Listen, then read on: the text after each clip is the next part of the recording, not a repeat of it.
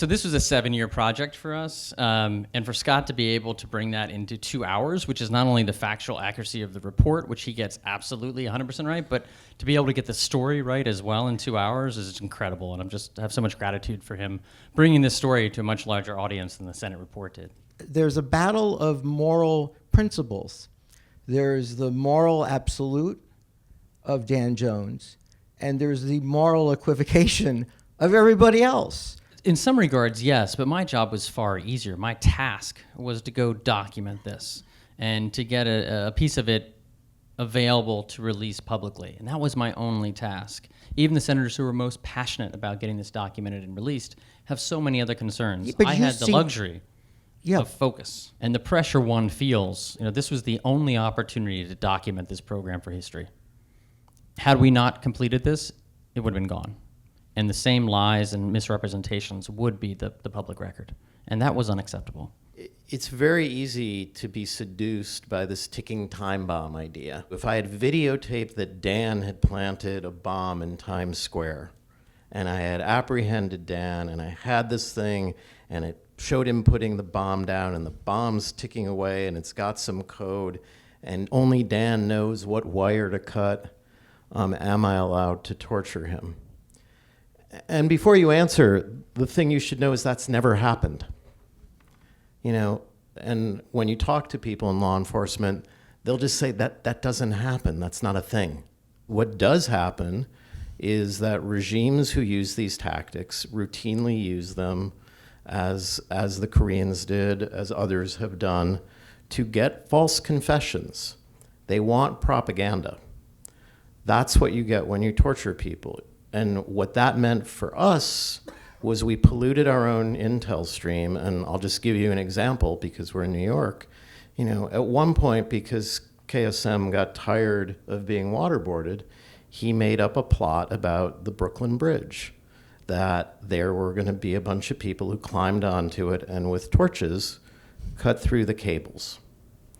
Now, I don't know how many of you have really ever taken a good look at the cables on the Brooklyn Bridge. They're not made out of rope.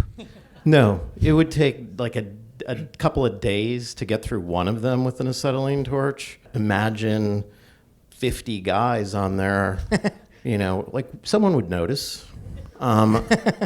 He clearly made that up, much like the Montana plot that's in the movie. He did it to get us to stop hurting him. Zero Dark 30 is in the movie. That film clearly takes the position that something came out of torture and waterboarding, and that we would have never gotten to bin Laden's chauffeur had that not happened. Let me just tell you the story about Zero Dark 30. Catherine Bigelow, Mark Bowl. I know Mark Bowl. I like Mark Bowl. He approached the CIA to do this fantastic movie he wrote called Tora Bora, which is about a CIA failure, which is Osama bin Laden's escape. Remember, this was they had him dead to rights, and he was gone. And then he was gone. Sounds like a great movie. Right. And Mark Bowl wanted to write this movie, and he approached the CIA about this. And the CIA gets back to him and says, Mark, what about a movie about a CIA success? What about we give you exclusive access to the operation that led to bin Laden's death?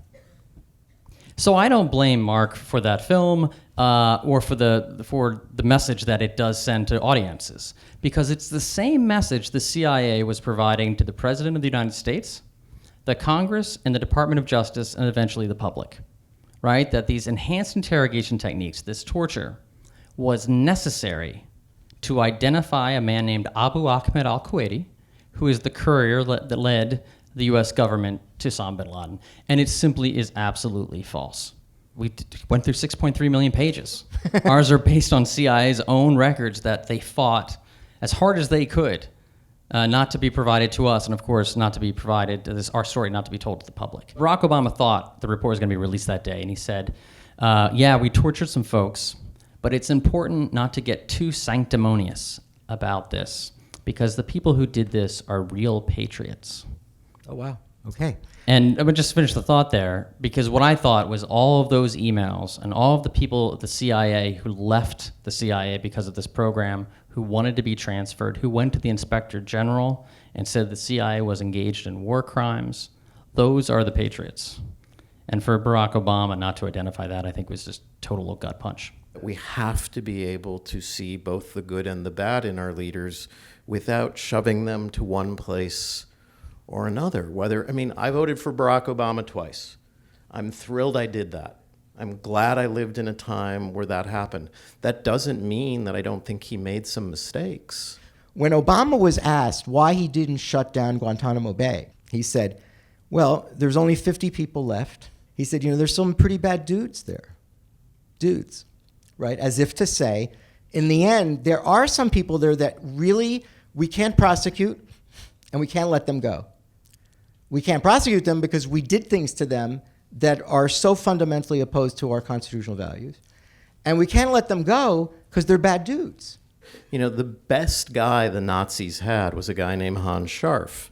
And even though the Nazis had a program that was interestingly also called the Enhanced Interrogation Program, the guy who was their best guy was this guy named Hans Scharf, who worked on 500 airmen that were Americans and allies.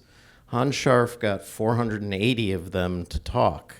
Okay, he did that with coffee, tea, cigarettes, a knowledge of the New York Yankees. He just talked to people. We hired Hans Scharf after the war and brought him to the Pentagon to teach his techniques. That guy was a Nazi, and he said that this shit was bad. The CIA did this in Vietnam. They did it in Latin America. In 1978, one of their own people came to the Senate and said, these techniques do not work. So the fact that this is something that generationally gets renewed is sort of a sickness within this institution. I will say I thought documenting the facts of this report would matter in a way that people would actually find compelling, but it turns out people didn't read the report.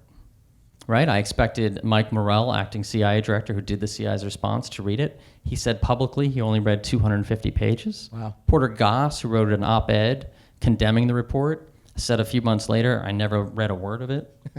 My task was to document the truth, and it was the senator's job to decide what to do with that truth. And I had a staff around me and senators around me who were passionate about getting this story out. I think we need a greater understanding of this taxonomy of truth tellers. And so there are people like Edward Snowden. There are people like the whistleblower we're seeing right now in this Ukraine case, who is doing everything exactly in accordance with that law. And that law provides that their identity will not be revealed. And then there are people like Dan. And Dan was doing his job. Okay? His job was to go and find the truth about this program.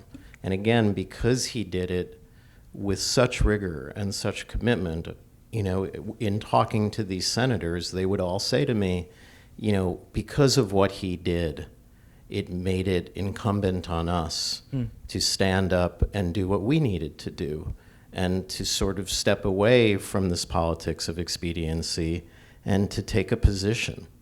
The hard work that Dan did, the rigor of this report, made it much easier and, in fact, compelled them to get up and do their job at a time where political calculus may have informed them to do otherwise. There is a lot of beauty in our system, which is obviously under siege right now.